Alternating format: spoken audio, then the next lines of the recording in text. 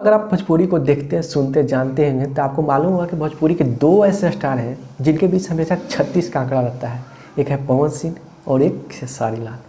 दोनों के बीच हमेशा गाने को लेकर कुछ ना कुछ विवाद होते रहता है दोस्तों, क्योंकि दोनों का गाना ट्रेंडिंग में जाता है और दोनों अपने आप को कहते हैं कि हम एक ठो पावन आचार है भोजपुरी के और एक ठो हैं भोजपुरी के ट्रेंडिंग आचार कहे जाते हैं दोस्तों, वो है खेसारी लाल।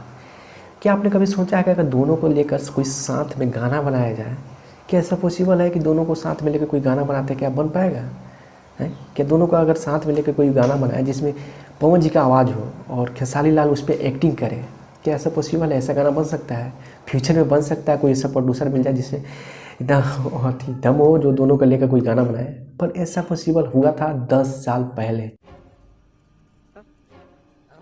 जी हाँ, जब दोनों कलाकार अपने शुरुआती स्टेज में थे तब ये हुआ था कारनामा 10 साल पहले, जिसमें पवन जी ने आवाज़ दिया था और उस पर खेसारी लाल ने एक्टिंग किया था दोस्तों। यह एक मूवी सॉन्ग थी।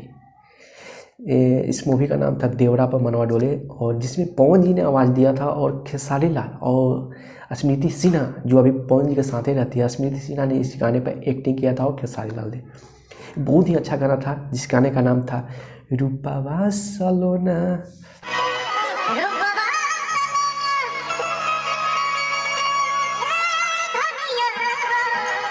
बहुत ही दोस्तों ये अच्छा गाना था जिसके राइटर थे विनय बिहारी जी और इसमें मधुकर नंदन जी ने इस गाने को म्यूजिक दिया था, जो बहुत ही सुंदर गाना था दोस्तों। क्या ऐसा फ्यूचर में गाना बनाया जा सकता है जिस पे पवन जी का आवाज़ हो और खेसारी लाल उस पर एक्टिंग करे? ऐसा तो पॉसिबल नहीं मुझे लगता है। हो सकता है कि फ्यूचर में इसका कोई गाना बन के तैयार हो जिसमें पवन जी खेसारी लाल दोनों साथ मिलकर काम करें।